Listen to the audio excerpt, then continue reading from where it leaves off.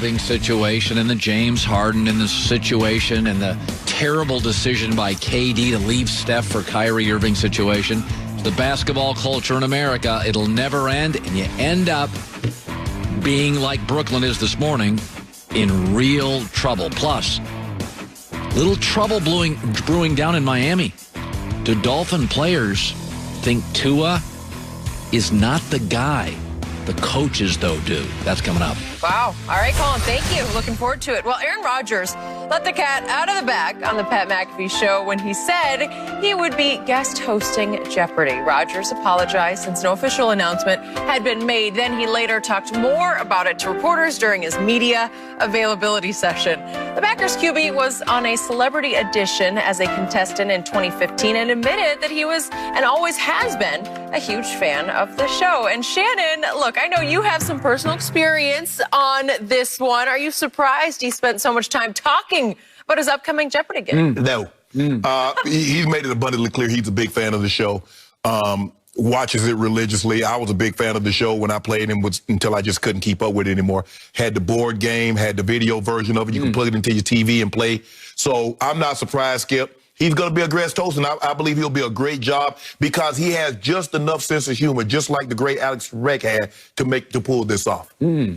So, as you know, Jeopardy is my favorite show. I envy that you were once upon a time on Jeopardy. And not just on it. Tell it. No, don't just say on it. And that you lost on Jeopardy? I won. Oh, okay.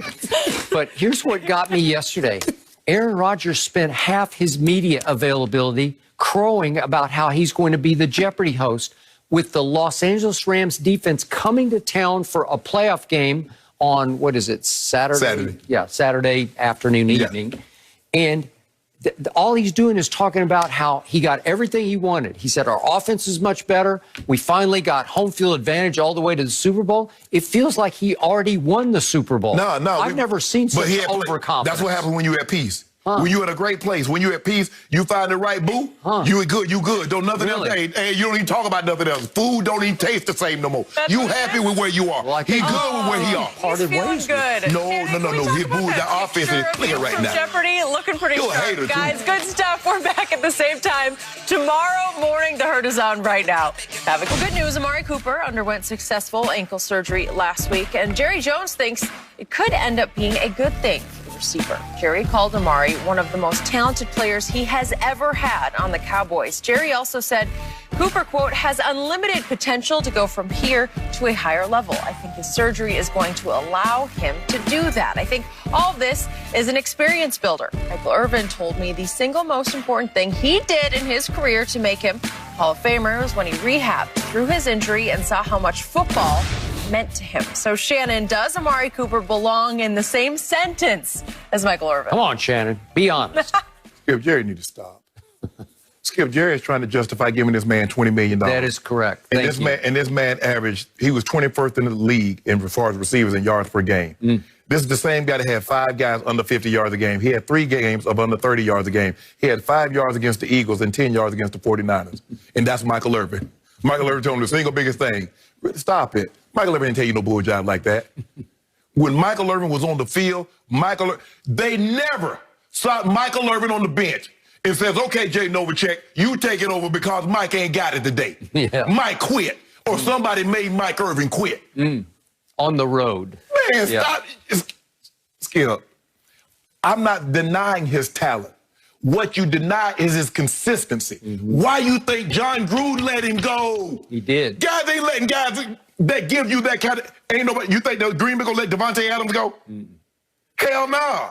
They ain't letting guys like that go. John Gruden did not like his motor. It doesn't run hot enough for John Gruden. The only similarities I see between Amari Cooper and Michael Irvin, they play the same position. They play receiver. Other than that, that's it. He don't have the fire. He doesn't have. No, stop, Jerry. Stop. Just stop. So, Jerry Jones has this in common with LeVar Ball. He attempts to speak things into existence. He's trying to speak Amari Cooper into Michael Irvin. And he's trying to say, Michael Irvin once told him, and remember, Michael suffered in it was their first year, 1989. Huh? He broke it. He tore his ACL. And it was career threat. It was a bad one. And it took 6 months to rehab it. And Michael faced sort of, quote unquote, his football mortality. And he told Jerry, I had to consider life without football, and it drove me to the Hall of Fame. Skip. Okay. But that was the second year. Amari Cooper just had ankle cleanup surgery. And you think he's going to have some enlightenment awakening? Wow. I miss football because I had my ankle cleaned up. I'm sure he's running as we speak. Skip. Amari Cooper was the fourth pick in the draft. Amari Cooper's probably made, what do you say, Skip, 60 million? You want to say 60? Let's just be conservative. Let's say Amari Cooper's made 40 million. Well, he made 20 last year. Okay, he made plus the money he got through the contract. Okay. So I'm going to be conservative. I'm going to say he's made about $40 million. Yep. Michael Irvin at that point in time probably had made $2 million. Okay, $2 million at the start of your career versus $40 million 5 years, 6 years into your career. It's two totally different things. I don't doubt. Just talent to talent. Amari's right there with Michael Irvin in pure talent.